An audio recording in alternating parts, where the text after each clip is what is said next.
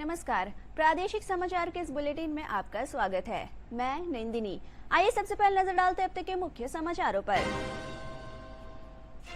प्रधानमंत्री नरेंद्र मोदी ने सूरत और दमन में कई विकास परियोजनाओं का किया उद्घाटन। कहा, कांग्रेस देश में अराजकता फैलाकर अवसर तलाश रही है। भाजपा और जदयू ने विधान परिषद चुनाव के लिए उम्मीदवारों के नाम का किया ऐलान। केंद्रीय मंत्री गिरिराज सिंह ने उम्मीदवारों को दी बधाई। कृषि मंत्री विजय कुमार सिन्हा ने शारदीय खरीफ महाअभियान 2026 का किया शुभारंभ। कहा, डिजिटल कृषि और किसान संवाद पर सरकार का रहेगा फोकस। और प्रशांत किशोर ने बांकीपुर उपचुनाव को बताया जनमत संग्रह। कहा, सरकार के दावों और वायदों पर जनता की राय जानने का अवसर है।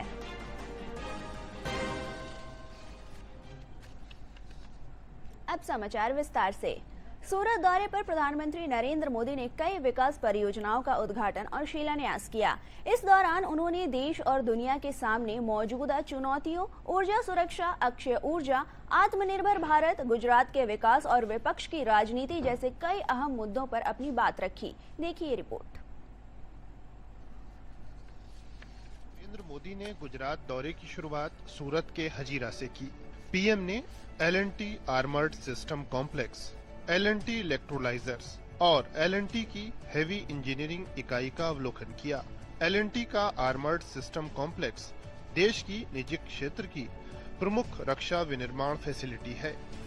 पीएम ने L&T इलेक्ट्रोलाइजर्स की अत्याधुनिक विनिर्माण फैसिलिटी और L&T की हेवी इंजीनियरिंग इकाई में निर्मित विशाल और अत्याधुनिक उपकरणों को भी देखा। आत्मनिर्भर भारत का देश का ठोस संकल्प हजीरा में मजबूती से नजर आता है। पीएम ने हजीरा को सराहते हुए आत्मनिर्भर भारत मिशन का मजाक उड़ाने वाले निराशावादियों पर कटाक्ष किया। ये वो लोग हैं जिन्होंने हमेशा भारत को दूसरे देशों पर निर्भर रखा। वो लोग ये भूल जाते हैं कि दूसरों पर निर्भर देश विकास की वो ऊंचाई कभी प्राप्त नहीं कर सकता जिसका वो हकदार है। पीएम ने सूरत में 18,800 करोड़ रुपए की सड़क, बिजली और औद्योगिक विकास परियोजनाओं का उद्घाटन और शिलान्यास किया। इनमें वडोदरा मुंबई एक्सप्रेसवे के पैकेज 6 और 7 को राष्ट्र को समर्पित किया जाना शामिल है। पीएम ने वैश्विक संकट के बावजूद देश की विकास यात्रा की लगातार रफ्तार को सराहा। पीएम ने कहा कि इस संकट ने ऊर्जा आत्मनिर्भरता की जरूरत और बीते 12 वर्ष में देश में तैयार क्षमता के महत्व को दिखाया है। एक तरफ हमने दुनिया के अलग अलग हिस्सों से तेल और गैस की आपूर्ति सुनिश्चित की, दूसरी तरफ हमने रिन्यूएबल एनर्जी में ऐतिहासिक निवेश बढ़ाया। पीएम ने सूरत में 220 बिस्तरों वाले ESIC अस्पताल और गुजरात में बिजली ट्रांसमिशन नेटवर्क विस्तार का भी उद्घाटन किया। साथ ही राष्ट्रीय राजमार्ग 56 के महत्वपूर्ण खंडों को 4 लेन किए जाने का शिलान्यास। प्रधानमंत्री नरेंद्र मोदी ने दमन में विकास योजनाओं की शुरुआत की। पीएम ने देश की 7.7% विकास दर को बड़ी उपलब्धि बताया। उन्होंने स्वास्थ्य, सौर ऊर्जा और पर्यटन में हुए सुधारों की जानकारी दी। साथ ही लक्षद्वीप में नए बंदरगाहों और दमन में नए अस्पतालों की सौगात दी। पेश है ये रिपोर्ट। क्षेत्रीय हवाई संपर्क को बढ़ाने में मददगार होगा। दमन के आर्थिक विकास को ये गति भी देगा। वहीं उन्होंने नमो अस्पताल का भी अवलोकन किया। अस्पताल की क्षमता लगभग 1500 ओपीडी मरीज की प्रतिदिन की है। प्रधानमंत्री ने कहा कि उनकी सरकार ने हेल्थ केयर क्षेत्र में संपूर्णता के साथ काम किया है। एक ओर वंचितों को आयुष्मान कार्ड दिए गए हैं, तो दूसरी ओर इंफ्रा विकास पर भी उतनी ही तेजी से काम हुआ है। बीते वर्षों में देश हेल्थ केयर के लिए होलिस्टिक विजन लेकर आगे बढ़ा। हमने इलाज से जुड़ी हर चिंता का समाधान किया है। आज गरीब से गरीब के पास भी आयुष्मान कार्ड की सुविधा है। उनके पास 5 लाख रुपए तक के मुफ्त इलाज का भरोसा है। बीमारी की समय से जांच हो सके, इसके लिए प्रधानमंत्री आयुष्मान आरोग्य मंदिरों की व्यवस्था है। दमन, दादरा नगर हवेली और लक्षद्वीप के लिए उन्होंने विभिन्न विकास परियोजनाओं का उद्घाटन और शिलान्यास किया, जिसमें प्रमुख रहा लक्षद्वीप के कल्पेनी और कदमत द्वीप में बंदरगाह के विकास की परियोजनाएं। प्रधानमंत्री ने कहा कि ब्लू इकोनॉमी को उनकी सरकार गति दे रही है, वहीं सतत विकास का मॉडल उनकी सरकार की प्राथमिकता है। विकास जितना जरूरी है उतना ही अहम है हमारे विकास का मॉडल सस्टेनेबल हो। आज वर्ल्ड एनवायरनमेंट डे के दिन हमारे यूनियन टेरिटरी स्टेट इसी संकल्प को साकार कर रहा है। प्रधानमंत्री ने लोगों को भरोसा दिलाया कि बड़े संकल्पों और लक्ष्यों के साथ विकास की तेज गति जारी रहेगी। लोकल टैलेंट को ग्लोबल अवसर मिलते रहेंगे।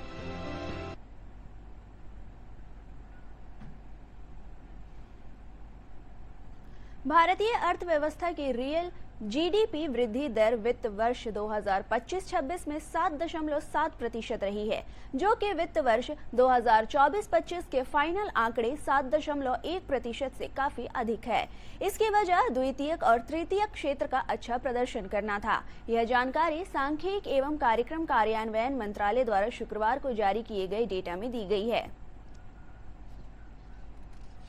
के बीच भारत ने एक बार फिर अपनी दमदार क्षमता का परिचय दिया है। वित्तीय वर्ष 2025-2026 में देश की वास्तविक सकल घरेलू उत्पाद वृद्धि दर 7.7% रही, जबकि नॉमिनल जीडीपी में 8.9% की प्रभावशाली वृद्धि दर्ज की गई। सांख्यिकी एवं कार्यक्रम कार्यान्वयन मंत्रालय द्वारा जारी इन आंकड़ों ने साबित कर दिया है कि भारत दुनिया की सबसे तेजी से बढ़ती अर्थव्यवस्थाओं में अपनी अग्रणी स्थिति को मजबूत बनाए रखा है। ये वृद्धि कोई संयोग नहीं बल्कि विनिर्माण, सेवा और कृषि सेक्टर की साझा मजबूती का प्रमाण है। Whole financial year, if we compare to SAE, it was 7.6% earlier, which was released on 27 February this year. Now it is, the provisional estimate is coming to 7.7% growth. सांख्यिकी एवं कार्यक्रम कार्यान्वयन मंत्रालय द्वारा जारी इन आंकड़ों के मुताबिक भारत के मैन्युफैक्चरिंग सेक्टर ने जीडीपी में सबसे ज्यादा मजबूती दी।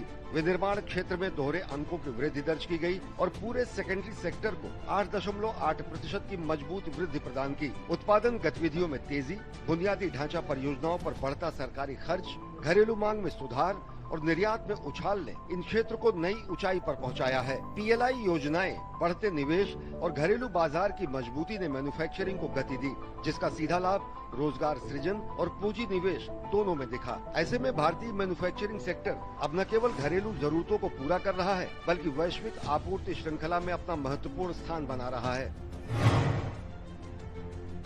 भारत के ग्रोथ इंजन को सर्विस सेक्टर ने भी मजबूती प्रदान की। व्यापार, होटल, परिवहन, संचार, प्रसारण, भंडारण, वित्तीय, रियल एस्टेट और पेशेवर सेवाओं ने दोहरे अंकों में वृद्धि दर्ज की। इसका नतीजा ये रहा कि तृतीय क्षेत्र की वृद्धि दर 9.3% पर पहुंच गई, जो अर्थव्यवस्था के सभी प्रमुख क्षेत्रों में सर्वाधिक है। पर्यटन, डिजिटल सेवाएं, बैंकिंग, वित्तीय सेवाएं और लॉजिस्टिक क्षेत्रों में आई तेजी ने इस प्रदर्शन को और बेहतर बनाया। केंद्र सरकार की मजबूत कृषि नीतियों के चलते देश का किसान समृद्ध बन रहा है। साथ ही कृषि क्षेत्र के दम पर देश की जीडीपी भी नई उड़ान भर रही है। कृषि क्षेत्र की वृद्धि दर 3.2% रही। अच्छा मानसून, खाद्यान्न उत्पादन में वृद्धि और मत्स्य क्षेत्र के बेहतर प्रदर्शन ने ग्रामीण अर्थव्यवस्था को मजबूती दी। खाद्य सुरक्षा सुनिश्चित करने के साथ साथ ग्रामीण आय में वृद्धि ने उपभोग मांग को बल प्रदान किया, जिसका सकारात्मक प्रभाव समग्र अर्थव्यवस्था पर पड़ा। समाचारों का सिलसिला जारी रहेगा। मिलते एक छोटे से अंतराल के बाद।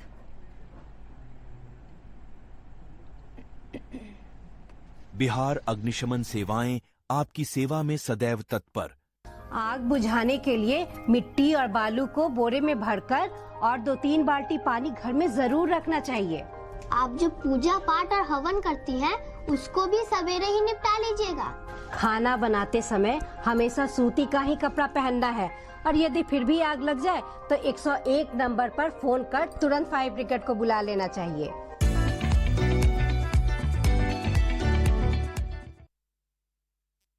समाचारों का सिलसिला जारी है।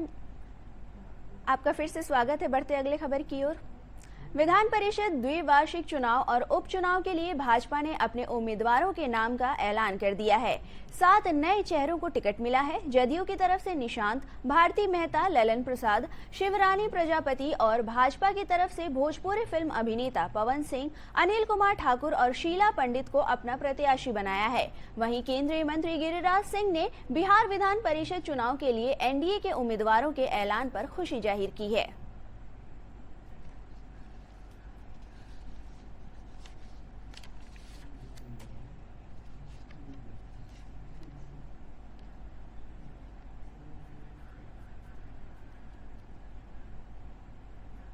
टिकट मिला है।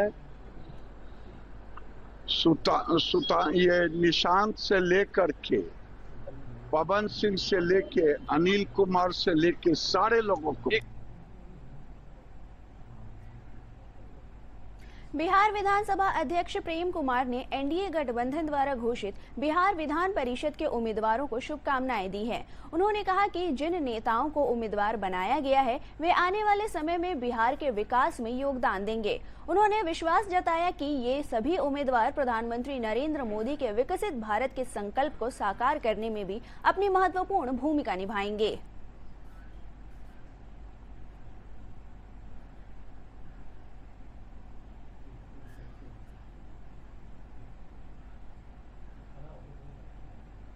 इस घोषणा का हम स्वागत करते हैं और पार्टी का सही फैसला है।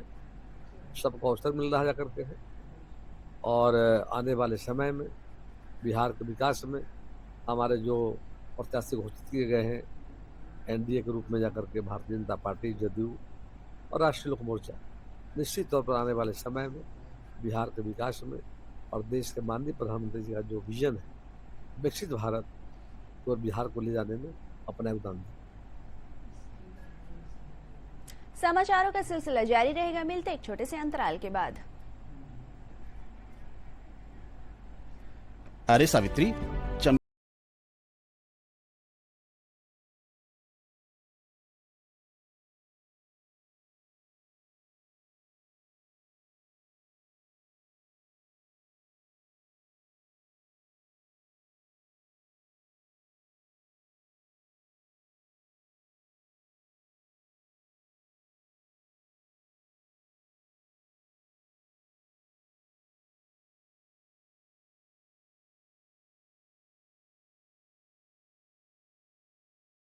लेना चाहिए। स्वास्थ्य विभाग और सूचना एवं जनसंपर्क विभाग बिहार सरकार द्वारा जनहित में जारी। समाचारों में आपका फिर से स्वागत है। लेते हैं अगली खबर। कृषि मंत्री विजय कुमार सिन्हा ने शारदीय महाअभियान 2026 का शुभारंभ किया। उन्होंने कहा कि यह कार्यक्रम केवल खरीफ मौसम की तैयारियों का आरंभ नहीं है, बल्कि यह बिहार के किसानों की समृद्धि, आत्मनिर्भरता और विकसित राज्य के निर्माण का एक व्यापक जन आंदोलन है। उन्होंने जोर देकर कहा कि प्रधानमंत्री नरेंद्र मोदी के नेतृत्व में देश कृषि क्षेत्र में नए आयाम स्थापित कर रहा है और बिहार सरकार भी किसानों को मजबूत कर विकसित भारत के सपने को साकार करने में जुटी है। बिहार सरकार शारदीय महाअभियान 2026 एवं कृषि जन कल्याण चौपाल की शुरुआत कर रही है।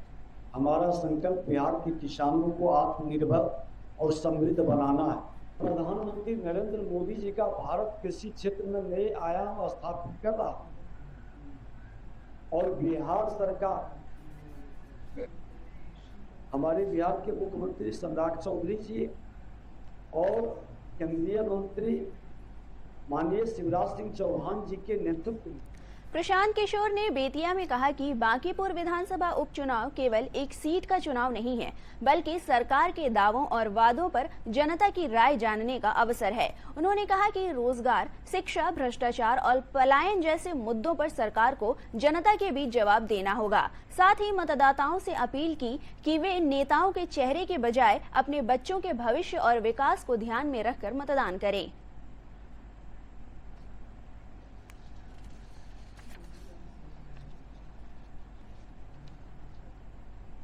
तो जन सुराज ये समझता है कि हम लोग को पूरी ताकत से बांकीपुर का चुनाव लड़ना होगा, ताकि भाजपा ने जो हम लोगों के साथ किया, एनडीए ने जो जन सुराज के साथ किया, या फिर बिहार में बदलाव चाहने इच्छा रखने वाले लोगों के साथ जो धोखा किया है, उनको समुचित जवाब बांकीपुर में उनको हराकर दिया जा सके।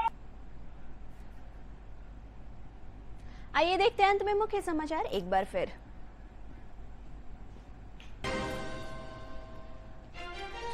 प्रधानमंत्री नरेंद्र मोदी ने सूरत और दमन में कई विकास परियोजनाओं का किया उद्घाटन। कहा, कांग्रेस देश में अराजकता फैलाकर अवसर तलाश रही है।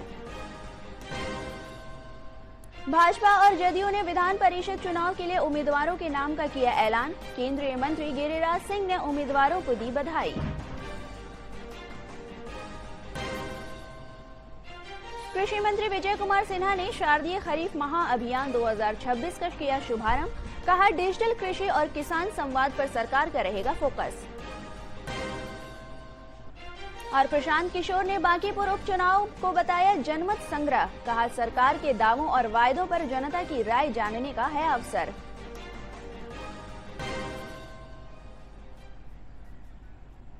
इसके साथ ही प्रादेशिक समाचारों का यह बुलेटिन समाप्त हुआ। नमस्कार।